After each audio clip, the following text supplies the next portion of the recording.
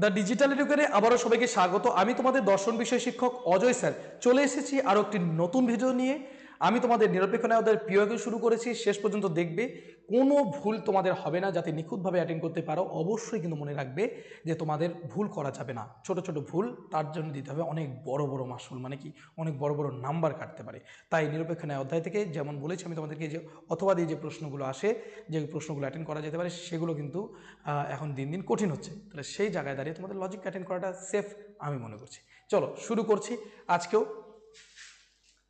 দেখো তো এখানে বারবার বলেছে সি নাম্বারে থাকে, তো সি এর আমরা করব 1 নাম্বার অ্যাটেন্ড করবো, মানে লজিক অ্যাটেন্ড করবো। বলছে এই ন্যায়টি অবশ্যই বৈধ, কেননা সকল বৈধ ন্যায়ের মতো এটিও 3 পদ বিশিষ্ট। তাহলে দেখো এটা কিন্তু একটা সংক্ষিপ্ত ন্যায়ের মতো। সুন্দর করে এখান থেকে আমাদেরকে বের করে নিতে হবে। আগে সিদ্ধান্ত বের করব আমরা। আগে কি করব? সিদ্ধান্ত বের করব। তাহলে দেখো কেননা, কেননার আগের বাক্যই কিন্তু আমাদের কি রয়েছে বলো তো, আমাদের সিদ্ধান্ত রয়েছে। তাহলে আদর্শ রূপ লিখে নেব। আগে কি রূপ লিখে নেব? আদর্শ রূপ। তাহলে আদর্শ রূপ যদি আমি লিখি, তাহলে সুন্দর করে এখানে কি আছে, এই ন্যায়টি অবশ্যই বৈধ। তাহলে লিখব, সুতরাং এই ন্যায়টি হয় বৈধ। এই ন্যায়টি হয় বৈধ ন্যায়।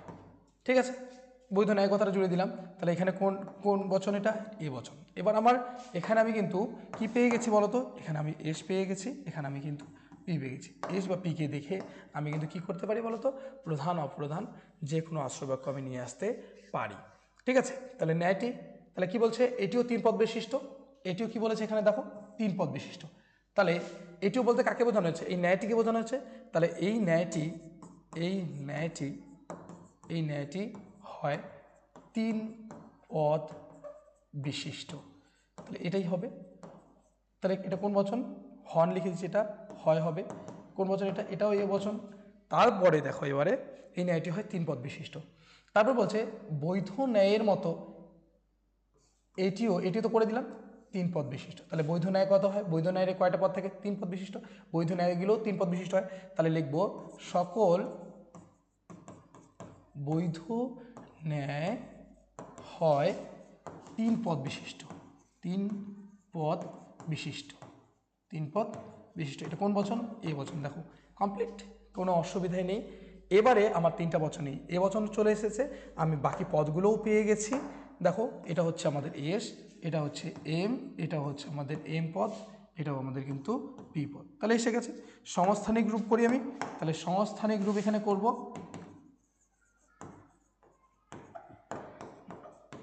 তার জন্য 3টা দাগ নিয়ে নিব আমি। এস, পি, এখানে রয়েছে এস, তারপরে রয়েছে এম, তাই না? এখানে রয়েছে এম, এখানে রয়েছে পি। এম এম জুড়ে দিলে দ্বিতীয় সংস্থান। তাহলে কি কি বচন রয়েছে? এ এ এ টু। তাহলে এবার কি লিখবো? সংস্থান প্রথমে লিখবো। তাহলে সংস্থান যদি দেখো, তাহলে সংস্থান আমি দেখবো, সংস্থান দেখলে দেখবো এটা হচ্ছে দ্বিতীয় সংস্থান, এখানে লিখে দেবো দ্বিতীয়। এবার বিচার করব, দ্বিতীয় সংস্থান বিচার। দেখো বিচার যদি করি তাহলে দেখবে বিচারে আমি ভালো করেই দেখছি যে এখানে আমাদের 3টে পদ, 3টে বচন রয়েছে, কোনো অসুবিধা নেই। তারপরে 3 নম্বর নিয়ম, আমাদের হেতুপদকে একবার ব্যাপ্য হতে হবে। হেতুপদ মানে এম। এবার এম পদটাকে আমি দেখব। এম পদ হচ্ছে আমার এটা 3 পদ বিশিষ্ট, এটা এখানেও 3 পদ বিশিষ্ট, তাই না? এটাই আমাদের হেতুপদ। এবার হেতুপদের নিয়ম হচ্ছে হেতুপদকে দুটি আশ্রয়বাক্যের মধ্যে একবার অন্ততপক্ষে ব্যাপ্য হতে হবে। দেখো এখানে ব্যাপ্য হয়েছে কিনা। দুটি আশ্রয়বাক্যের ক্ষেত্রে, দুটো আশ্রয়বাক্যে কোন বচন? এ বচন। আর আমরা জানি এ বচন কিন্তু উদ্দেশ্যপদকে ব্যাপ্য করে, মানে এইটাকে। তাহলে বিধেয় পদ কিন্তু অব্যপ্য রয়ে গেছে দু ক্ষেত্রেই। দুটি আশ্রয়বাক্যের মধ্যে অব্যপ্য থেকে গেছে, এখানে অবৈধ হয়ে গেছে। কি হয়ে গেছে তাহলে? অবৈধ। আর অবৈধ হওয়া মানে এখানে কিন্তু কি দোষ হয়েছে। তাহলে মূর্তির নামটা লিখে নেব তবুও। মূর্তি হচ্ছে আমাদের 3টা এ টু। আর দোষ, দোষ কি হয়েছে বলো তো? এখানে কিসে দোষ হচ্ছে? হেতুপদ কিন্তু একবারও ব্যাপ্য হয়নি। তাহলে এখানে যে দোষটা হবে সেটা হচ্ছে অব্যাপ্য। ব্যাপ্য হয়নি, অব্যাপ্য কি দোষ? হেতু দোষ। অব্যাপ্য হেতু দোষ, ব্যাস। তাহলে ব্যাখ্যা তোমরা পারবে। অব্যাপ্য হেতু দোষ অনেকবার করেছি, তাহলে ব্যাখ্যা দিতে তোমরা পারবে। এই অবধি তোমাদের কিন্তু এটা শেষ। দেখছো কীভাবে বৈধতা আমরা বিচার করব, কি সুন্দর করে, একদম সহজভাবে।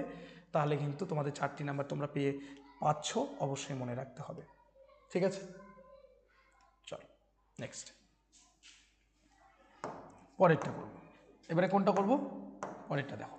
পরেরটা বলেছে সব সফল ব্যক্তি পরিশ্রমী, সব সফল ব্যক্তি কি পরিশ্রমী, সব সফল ব্যক্তি কি পরিশ্রমী। সুতরাং সব ছাত্র সফল নয় যেহেতু সব ছাত্র পরিশ্রমী নয়। সুন্দর করে আমাদের কিন্তু যেহেতু দেওয়া আছে, তারপরে সুতরাং দেওয়া আছে, তাহলে সুতরাং চিহ্নে যুক্ত সেই বাক্যটি হবে আমাদের সিদ্ধান্ত। আমরা করে নেব। প্রথমে কি করব, নাম্বার লিখে নেব C2। এবার আমাদের কিন্তু করে নিতে হবে আদর্শরূপ পয়েন্টে করে নিব, আদর্শরূপ, এই আদর্শরূপ পয়েন্ট করে নাও। এবারে কি হচ্ছে সকল, সুতরাং সব ছাত্র সফল নয়, তাহলে কোনো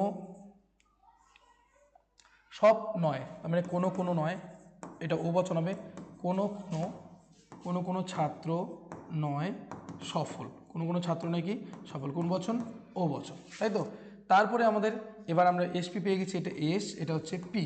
তাহলে ছাত্রকে দেখে আমি অপশনাংশ বের করতে, কোথায় আছে সব ছাত্র পরিশ্রমী নয়, তাহলে কোনো কোনো সব নয়, তার মানে কি কোনো কোনো কোনো কোনো ছাত্র নয় পরিশ্রমী।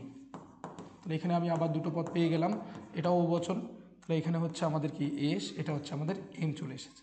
এবার তারপরে দেখো লাস্ট একটাই বাক্য, সব সফল ব্যক্তি পরিশ্রমী, সকল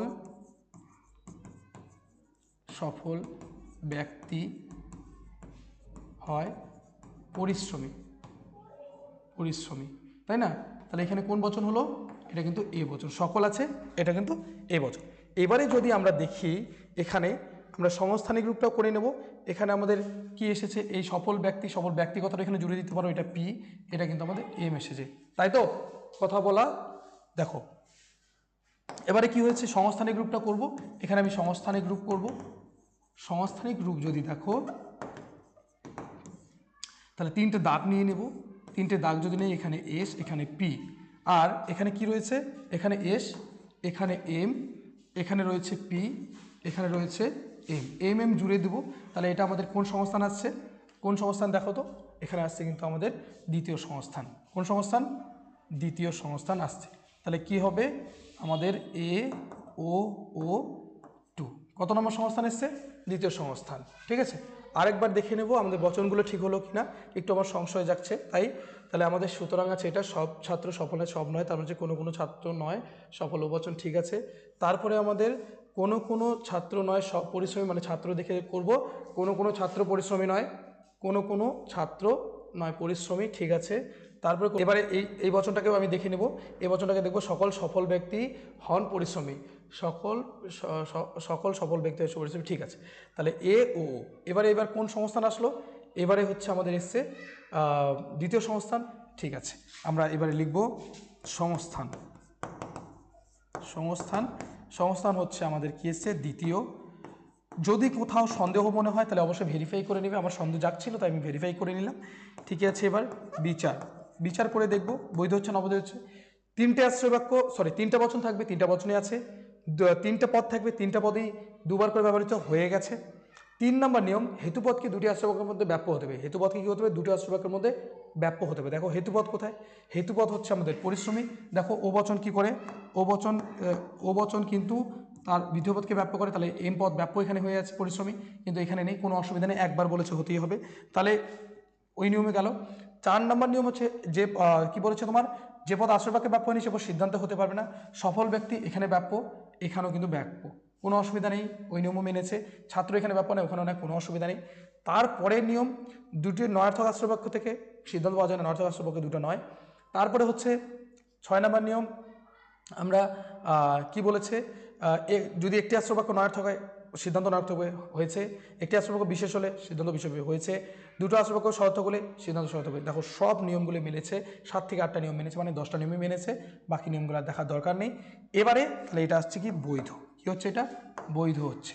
তাহলে বৈধ হলে তোমাদের ভালো করে জানা আছে কী করতে হবে, মূর্তির নাম লেখো, মূর্তি কী কী এসছে দেখো, এ ও ও টু, এ ও টু। এবার এটা কত নম্বর সংস্থান, দ্বিতীয়। এবার মূর্তির নাম লেখো, মূর্তির নাম। এবার দ্বিতীয় সংস্থানে যে মূর্তিগুলোর নাম কী কী আছে, আমরা প্রথম থেকে বলি, বারবার, সেলেরেন, ডারিয়ায়, ফেরিও, সেজারে, কেমিস্ট্রেস, ফেস্টিনো, বারোকো। বারোকোতে দেখো, বারোকো যদি আমরা লিখি, বারোকোতে BA RO CO আছে না, এখানে A O O রয়েছে, দেখো এই তিনটাই কিন্তু আমাদের বচনগুলো আকার এসেছে, তাহলে এটাই হচ্ছে বৈধ মূর্তি আমাদের। এবার ব্যাখ্যা, আমরা সুন্দর করে ব্যাখ্যা লিখতে পারবো, সুন্দর করে কিন্তু ব্যাখ্যাটা লিখিয়ে দেবো, পারবো, কারণ বৈধ হয়েছে। তাহলে এই ছিল আজকের ভিডিও।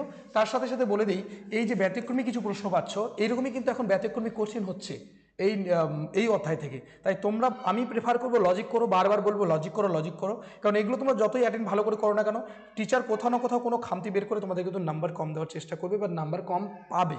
কি বলেছে, একটি ন্যায় অনুমানে প্রধান আশ্রবাক্য বিশেষ হলে এবং অপ্রধান আশ্রবাক্যটি নয়ার্থক হলে তা থেকে কোনো বৈধ সিদ্ধান্ত নিশ্চিত হয় না।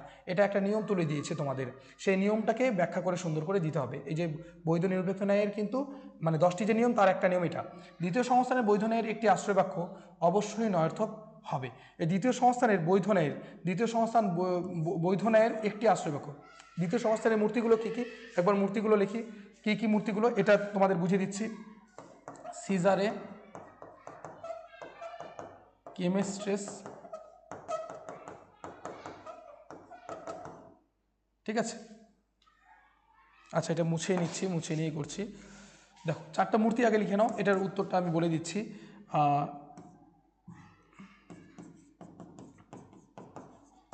সিজারে, কেমিস্ট্রেস, ফেস্টিনো, বারোকো, ঠিক আছে। এই 4টা মূর্তি বলেছে দ্বিতীয় সংস্থানের বৈধ ন্যায়ের একটি আশ্রয়বাক্য, এদের মধ্যে একটা আশ্রয়বাক্য কী হবে বলো তো, অবশ্যই নয়ার্থক হবে। দেখো, তুমি যদি বিচার করে দেখো এখানে আশ্রয়বাক্য এই প্রথমগুলো কি, এখানে আমি কি পাচ্ছি, ই পাচ্ছি, তাহলে কি প্রথম দুটো আশ্রয়বাক্য, এখানে পাচ্ছি ই, এখানে প্রথম দুটো আশ্রয়বাক্য, এখানে পাচ্ছি আই, ও, প্রথম দুটো আশ্রয়বাক্য, তাহলে এখানে পাচ্ছি ও, এটা কি, এই দুটো আশ্রয়বাক্য। তাহলে দেখবে প্রথম আশ্রয়বাক্য, একটি আশ্রয়বাক্য অবশ্যই গেছে, দেখো নয়ার্থক আছে। কি করে, এই যে এখানে ইটা নয়ার্থক, এখানে ইটা নয়ার্থক, এখানে নয়ার্থক, এখানে কিন্তু ওটা নয়ার্থক, তাহলে এটাই তোমাদের কিন্তু প্রমাণ করে দেখাতে হবে, সুন্দর করে প্রমাণ করতে হবে, অবশ্যই দেখাবে। বচনগুলো, মূর্তিগুলোকে তুলে দিয়ে কিন্তু তোমাদের করতে হবে, ঠিক আছে। তাহলে এটাও আমি করিয়েছি, এটাও সুন্দর করে ভিডিওতে আছে, দেখবে যে বিশেষ নিয়মের ভিডিওতে সুন্দর করে আলোচনা করা আছে, সেখান থেকে তোমরা এটা অ্যাটেন্ড করতে পারবে। কিন্তু যতই ভালো করে লেখো, এখান থেকে নাম্বার কাটার জায়গা থাকবেই, ঠিক আছে। চলো, তাহলে আজকের ভিডিও আমি এই পর্যন্ত শেষ করছি। দেখা হচ্ছে আরও একটা নতুন ভিডিওতে, ততক্ষণ পর্যন্ত ভালো থাকবে, সুস্থ থাকবে, আর অবশ্যই ভিডিওগুলোকে শেয়ার করবে তোমাদের বন্ধুবান্ধবদেরকে, সকলেই যেন এই ফ্রি ক্লাসগুলো পেয়ে উপকারিত হয়, ঠিক আছে, উপকৃত হয়। আর অবশ্যই তোমাদেরকে থ্যাংক ইউ সো মাচ, দেখা হচ্ছে।